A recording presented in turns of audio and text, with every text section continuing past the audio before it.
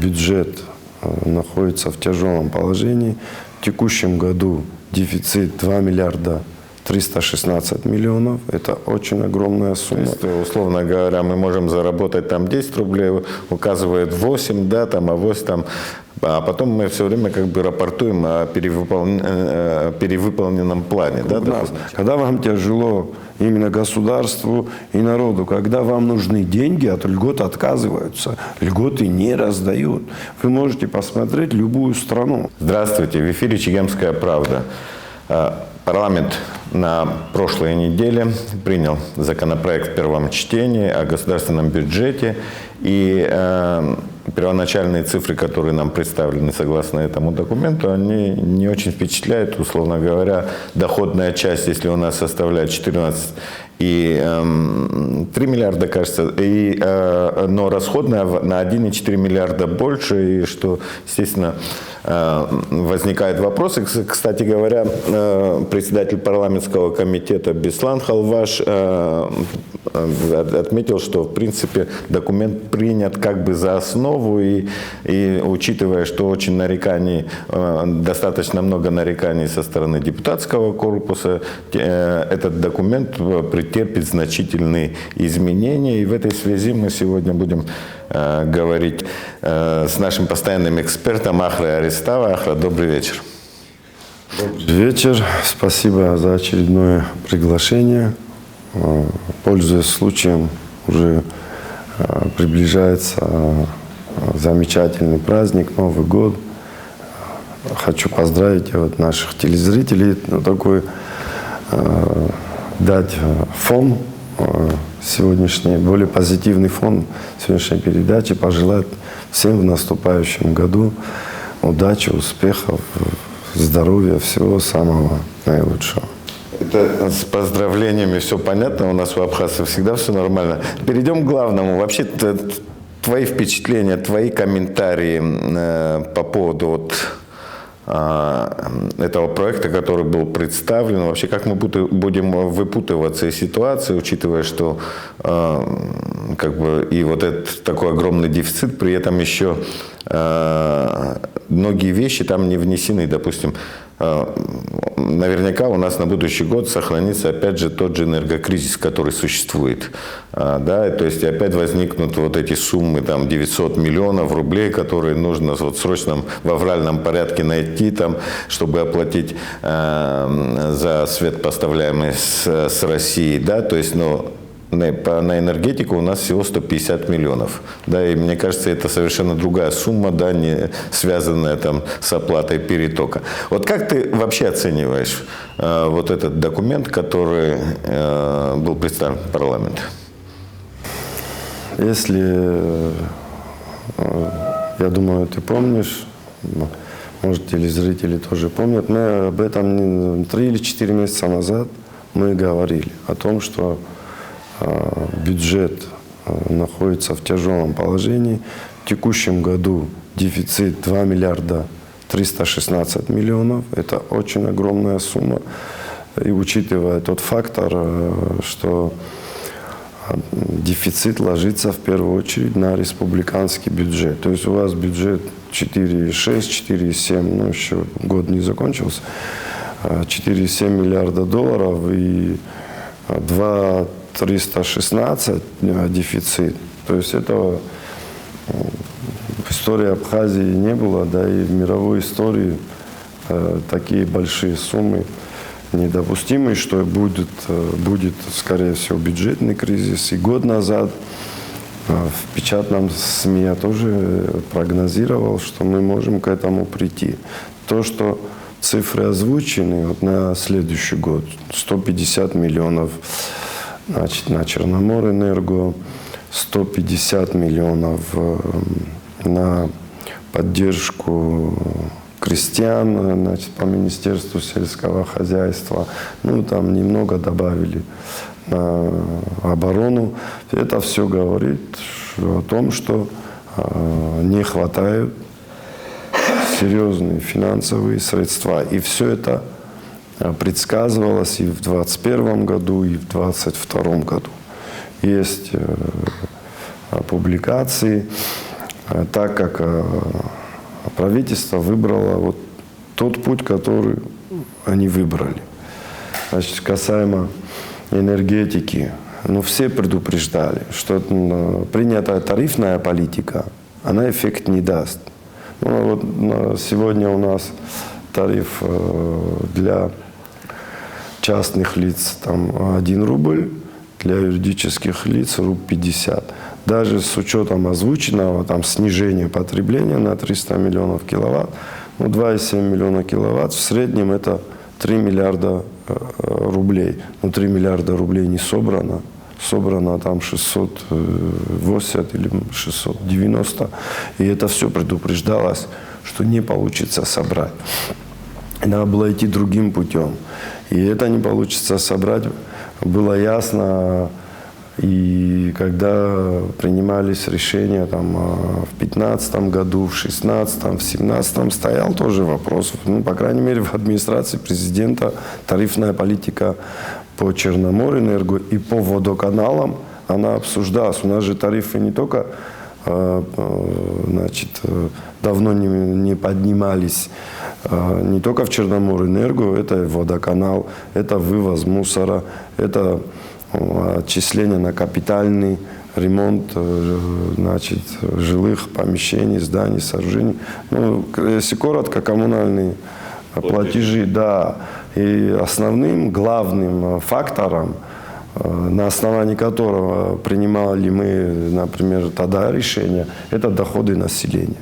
Доходы населения тогда росли, ну, в районе 800 миллионов в год. Это все доходы, всех, то есть и бюджетников, и тех, кто работает в коммерческих организациях. Это и прибыль, значит, частных лиц. Все туда входит. Ну как, например, если у вас доходы населения растут даже в лучшие годы там, плюс 1 миллиард, а вы повышаете тариф, по которому подразумевается изъятие 2 миллиардов. Но это же ясно, что это нереальный сценарий. То есть вы не можете забрать то, чего у людей нет. И еще параллельно, начиная, вы помните, я думаю, с 2014 года серьезные колебания, значит, курса валют и, значит, серьезный рост цен. Вот за эти 2 года мы же наблюдаем рост цен буквально на все, на продукты питания, на медикаменты, на тот же бензин. И то есть тот рост доходов, он не опережает инфляцию. Получается, что реальные доходы населения в Абхазии даже упали. И в этой ситуации, значит, принимать такую политику тарифную, ну, все предупреждали, что не получится. В первую очередь для того, чтобы, например, в год изымать, да, в пользу Черноморэнерго хотя бы 2 миллиарда рублей, при благоприятных условиях это отсутствие роста цен, отсутствие резкого колебания валют, рост доходов должен быть, ну, хотя бы минимум плюс 3 миллиарда. То есть у людей должен вырасти доход. И тогда эта политика себя оправдала бы. Мы предлагали другой путь, который был опробирован вот в 2015-2016 году. Это, к сожалению, до сих пор не принят закон о валютном регулировании. Это отмена льгот по НДС на таможне, на границе. Да, по крайней мере, на все то, что мы можем производить внутри Абхазии. Это переход малого бизнеса на налог с оборота, ну, можно и среднего бизнеса. Далее это льготное кредитование.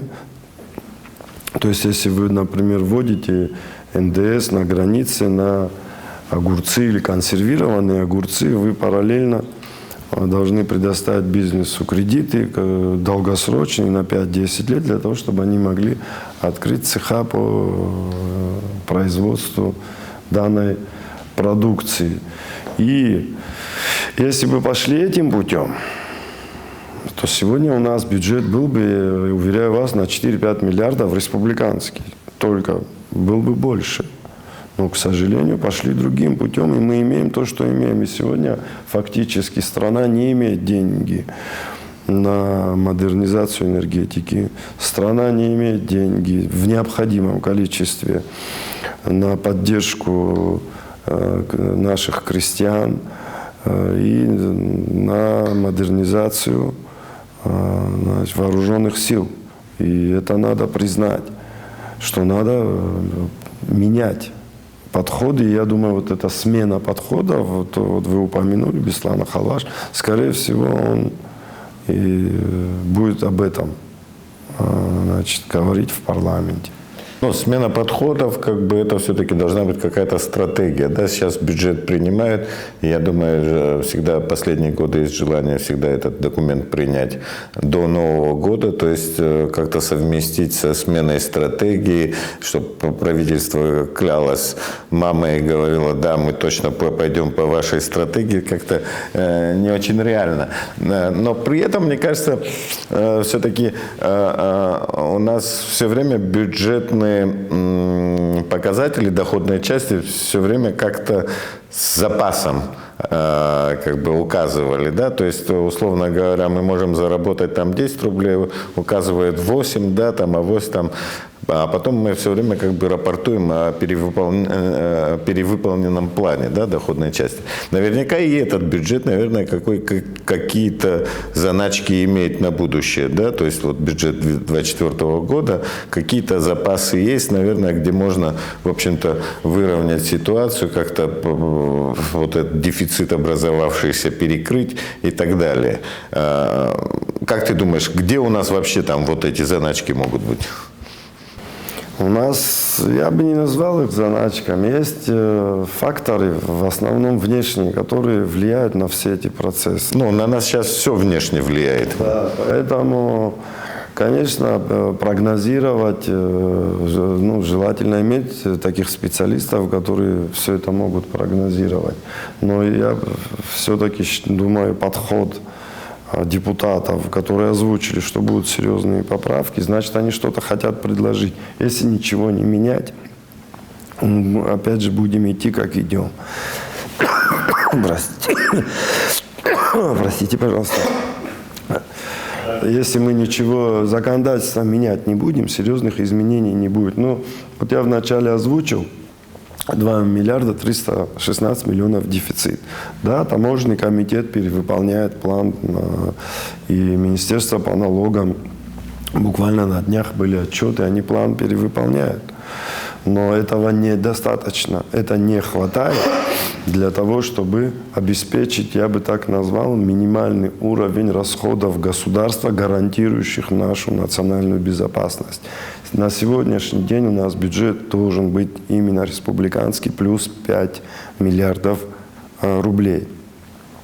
Я все-таки рассчитываю на то, что депутаты парламента будут предлагать серьезные меры.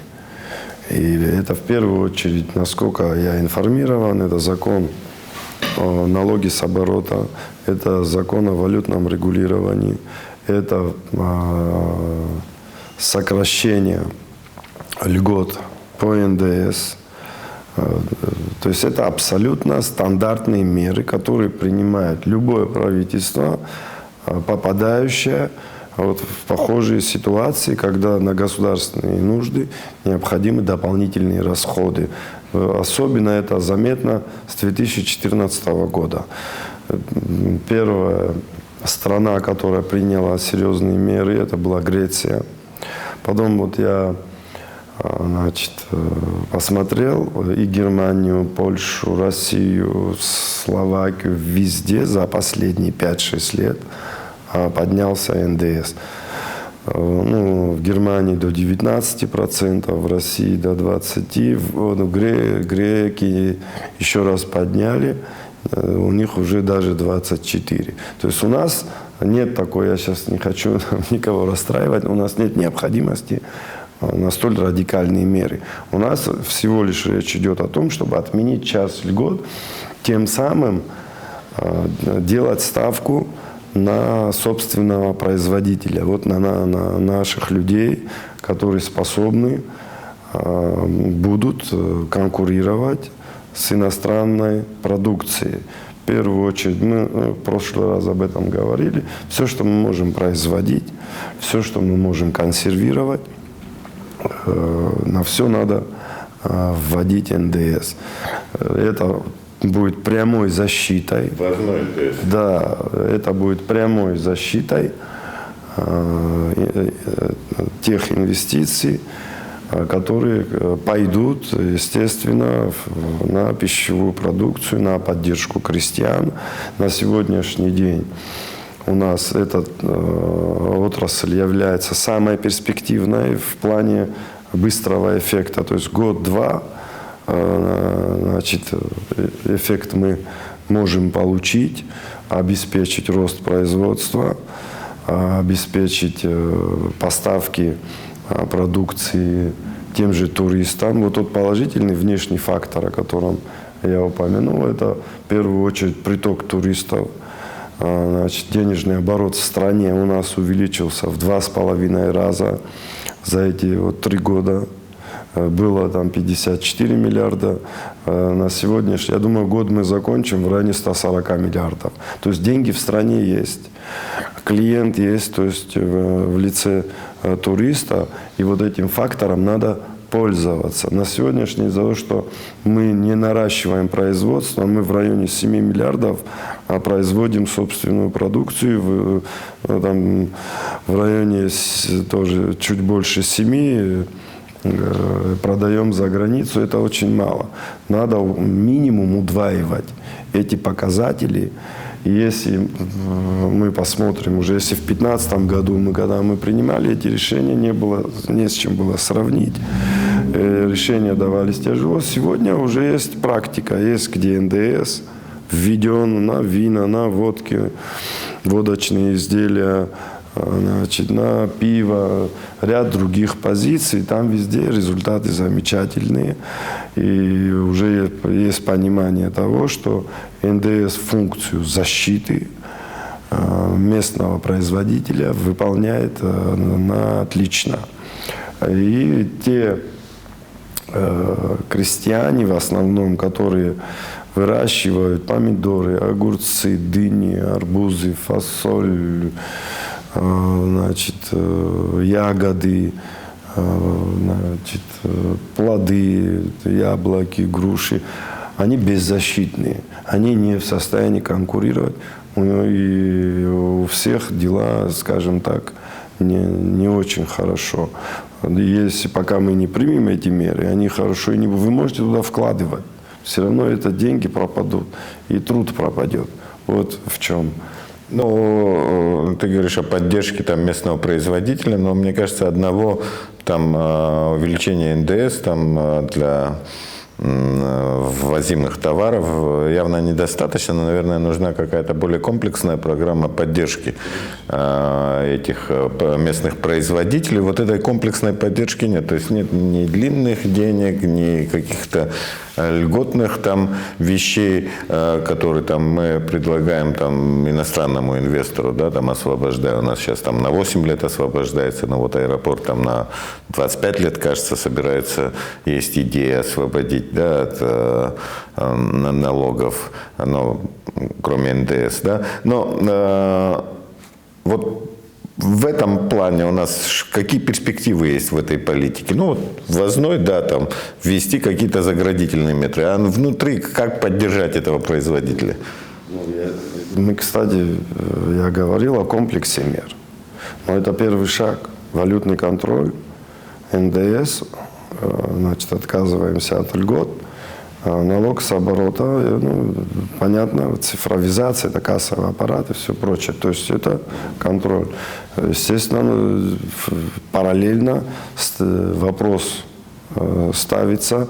Кстати, депутаты приняли закон о поддержке наших крестьян минимально в размере 5%, по-моему, от государственного бюджета. И этот закон уже в вполне может исполняться. То есть уже даже на опережение депутаты пошли. И самое главное, то, что дополнительно можно сделать, исходя из первых шагов. То есть вторые шаги будут делать легче. Принять закон об агроперерабатывающих предприятиях. У нас нет отраслевого закона. Обязательно нужен закон о торговле. У нас нет закона о торговле. То есть это уже процесс упорядочивания, оно более легче пойдет. Самый тяжелый вопрос – это налогово-тарифные вопросы.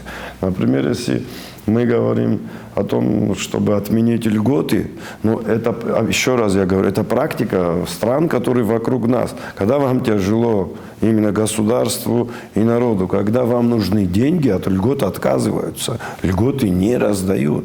Вы можете посмотреть любую страну. То есть нет такой практики.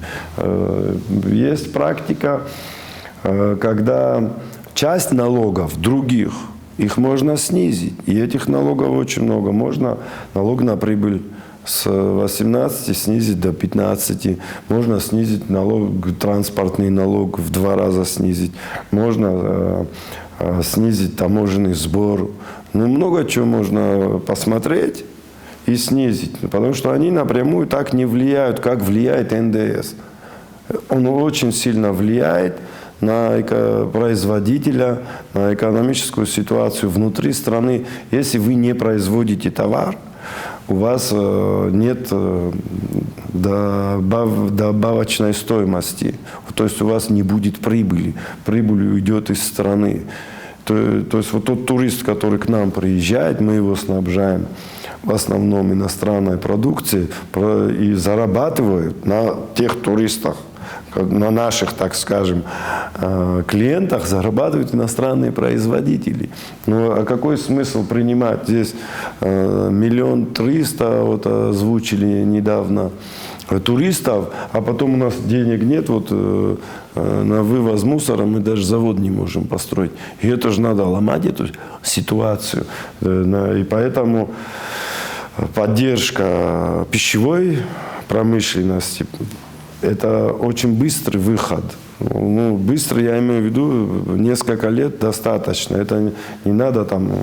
Есть промышленные предприятия, которые строят только лет 5-6. Ну, а здесь эффект будет очень быстрый. То есть эта практика показала 15 и 16 года. То есть если есть практика, если цифры говорят, что это правильный путь, и очень эффективный, и тем более нам в стране нужны деньги, значит, уже более смело и решительно можно по этому пути пойти.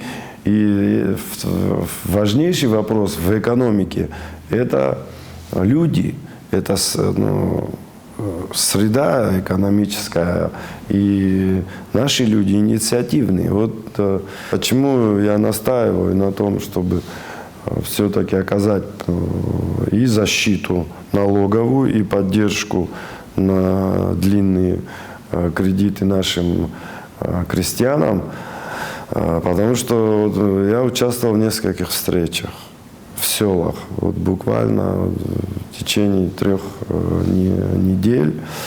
И наши жители сел, они инициативные, они хотят работать, они хотят создавать национальный продукт, они разбираются очень детально в сфере своей деятельности. Они даже ставили вопрос, вот в Лыхне был вопрос по страхованию рисков от неурожая в связи там, с погодными условиями. Вот.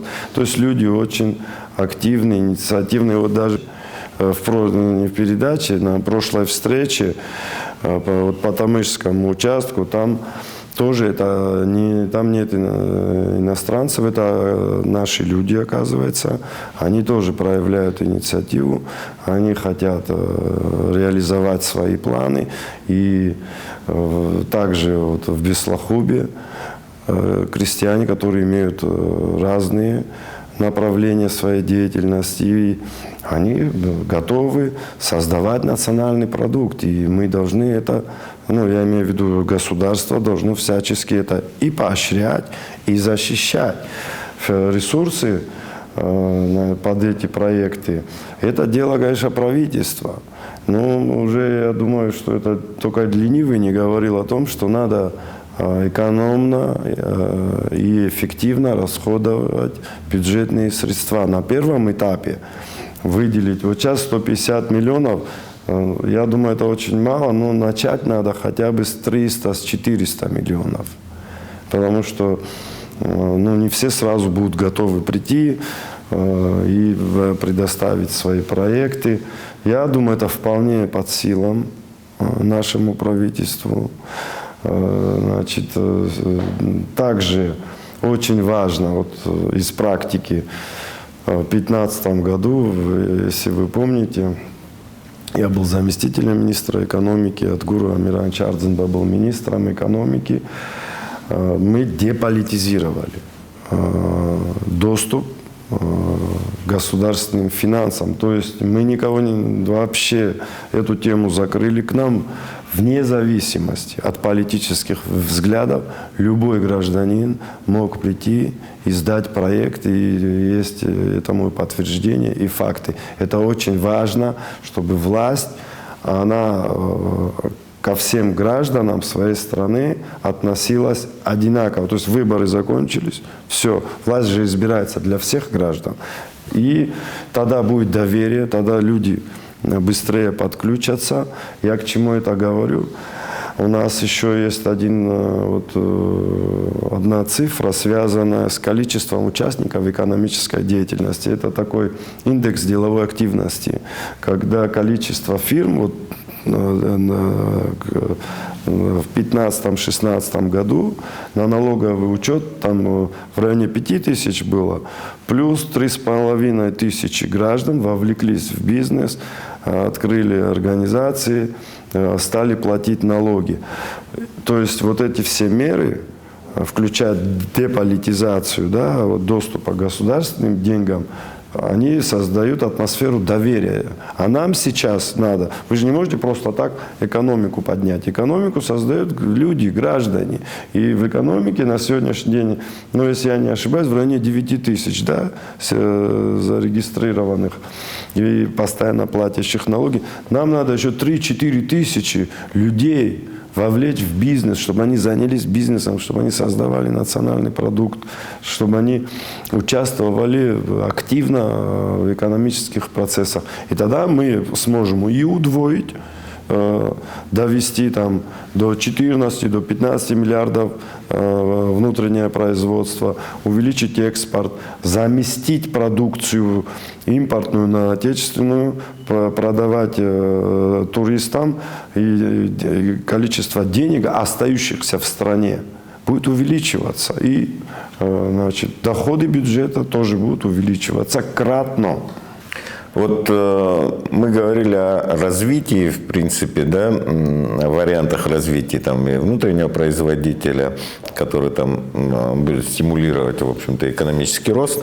Но мы еще, в принципе, я бы хотел поговорить еще об одной детали, которая у нас, в принципе, мало учитывалась всегда, то есть вот сейчас в связи с событиями, которые сейчас происходят в мире, с экономическими санкциями, введенными против России, с изменением логистики и так далее. В общем-то, некое оживление это получило на абхазском направлении. То есть у нас активно стала задействована железная дорога, порты. Я вот смотрел последние цифры, то есть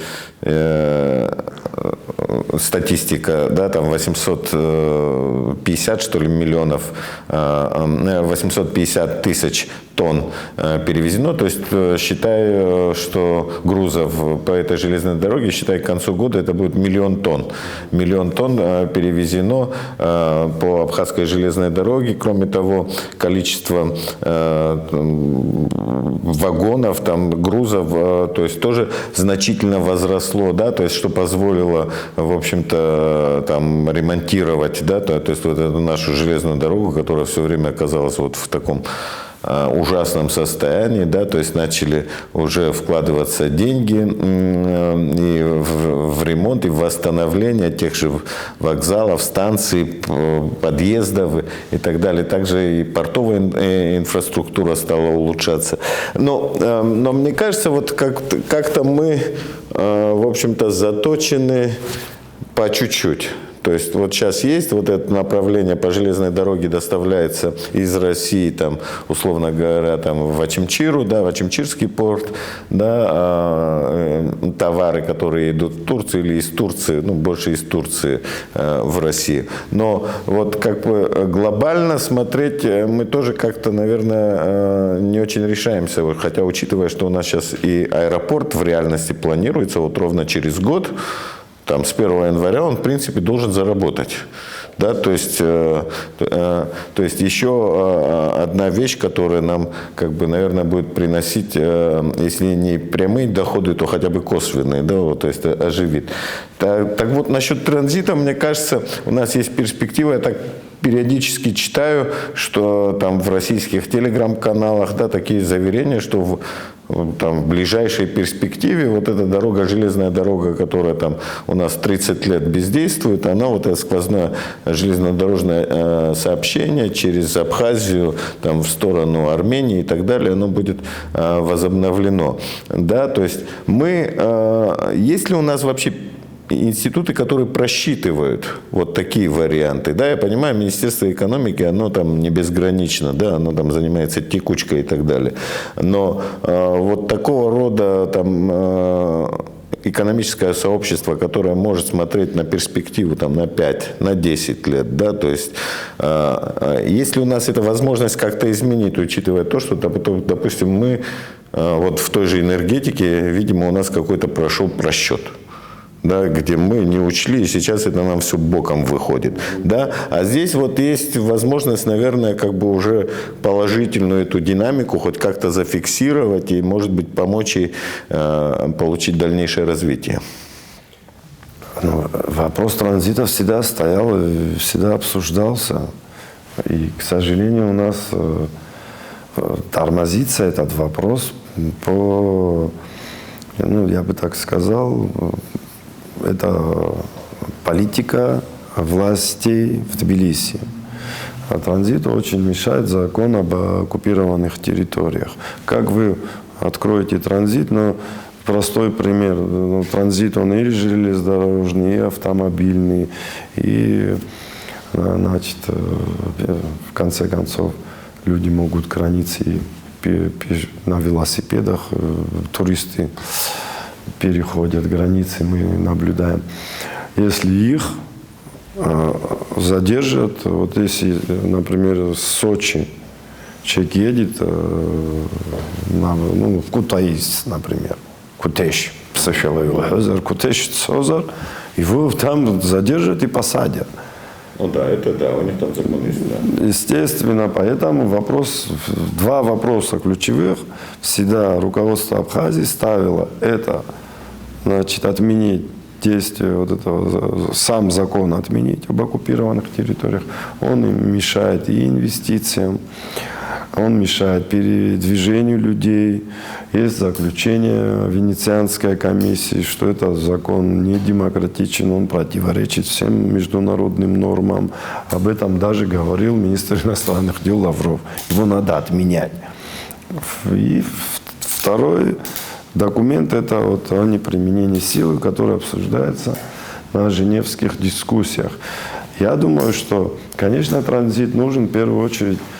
Когда я работал в администрации президента, это тоже вопрос активно обсуждался и на совещании. Речь стояла о том, в первую очередь, она касалась наших махаджиров, которые проживают в Турции. В первую очередь выгодно Республике Абхазия, и экономически, конечно, тоже выгодно, и уже цифры, которые ты озвучил, они показывают резкое увеличение перемещения грузов вагонами, я думаю, и автомобильным грузовым транспортом грузы добавляются, идут в Турцию. Это облегчило бы нам, например, торговлю с той же Сирией. У нас установлены дипломатические отношения, надо налаживать. Да, и ну, вот вы представьте, сел на машину и можешь через Турцию попасть в Сирию. Естественно, над этим надо работать, но здесь камень преткновения, в первую очередь, это позиция властей Грузии. И если они говорят, вот недавно был разговор у Сергея Мироновича Шамба, да? А вы посмотрите, какая там у них реакция. Там есть реакция руководителя парламентской фракции в Тбилиси. Знаете как? Говорить абхазы наши братья и принимать закон об оккупированных территориях, здесь не может быть ни о каком братстве и речи. То есть, если вот мы с вами соседи, и я буду делать все, чтобы к вам ни скорая не приехала, вам ни продукты не привезли, и вы с дома, чтобы у вас куча была проблем, вы с дома не можете выйти, и я буду вам говорить, что вот мы такие братья. Но это же лукавство, и это неправда. С братьями и так себя не ведут. И я считаю, что перспектива, конечно, есть. Было тогда, вот я упомянул в совещании в администрации президента, было, по-моему, в 2017 году или в 2017, да, попробовать принять закон или внести поправки в действующее законодательство о режимах торговли. Вот сейчас в России он активно, значит, эта норма применяется. Есть дружественные страны, есть недружественные страны. Значит, обсудить, конечно, в обществе, принять закон, чтобы народ знал. Есть дружество. Вот Россия, у нас дружественная страна, у нас там нет пошлин.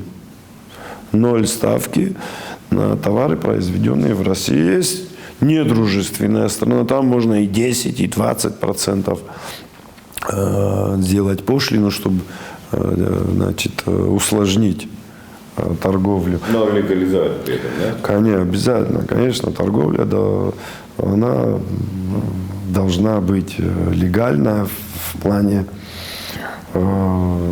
прозрачности. Это бьет, вот, теневой сектор, он бьет по экономике, он бьет по уровню жизни граждан. То есть это такой вопрос очень серьезный, и им надо всегда плотно заниматься. Перспективы у торговли есть, это видно по перемещению грузов через Республику Абхазия. Мы уже говорили, что там очень большой рост. Понятно, это связано там с ситуацией на Украине, с Европой. Но какая разница, почему? Это, знаете, окно возможностей, я это называю. И это окно возможностей для Абхазии, для граждан Абхазии должно быть открыто. И вот эти меры, мои попытки, значит, нашу страну окружить колючей проволокой, никуда нас не выпускать, преследовать наших граждан по всему миру, не давать торговать, не давать производить. Даже производство собственной продукции, оно в перспективе на 10-15 лет планируется. Любое производственное предприятие, мы должны думать о продаже товаров за границу. Мы можем сегодня и вина, и воду, даже вот в Турцию можем отправлять туда, но вопросы возникают по логистике. И, естественно, я думаю, что, конечно, надо нам добиваться. Это вот как-то озвучивала Лейла Таня. Должна быть наступательная внешняя повестка. как было при Владиславе Григорьевиче. То есть надо, значит, более солидно, серьезно на разных площадках поставить вопрос о том, что, значит, права и наших граждан, и права нашей страны не нарушались. Ну, судя по действиям нашего Министерства иностранных дел, в общем-то, таких площадок все меньше и меньше становится, но это вопрос для другой передачи, это проблема для другой передачи. Тем не менее, я буду завершать нашу передачу. Мы сегодня говорили о бюджете на будущий год, о перспективах его, мы говорили о том, как поддержать местного производителя, мы говорили о возможностях, которые Абхазия получит при транзите. Все-таки мы не страна-тупик, мы должны стать, в общем-то, такой и транзитным коридором, и это поможет, станет еще одним импульсом для экономического развития. Ну и я напомню, что у нас сегодня в гостях был экономист Ахра Арестова. Ахра, большое спасибо тебе и всех с наступающими праздниками. Они у нас будут очень длинными, да. И я еще раз напомню, что нашу передачу можно смотреть на YouTube-канале «Чегемская правда», можно будет посмотреть в эфире телеканала Абаза, можно будет ознакомиться на одноименной странице Facebook и также на сайте газеты «Чегемская правда» chegem.su. Я с вами прощаюсь. До свидания. До свидания. Спасибо.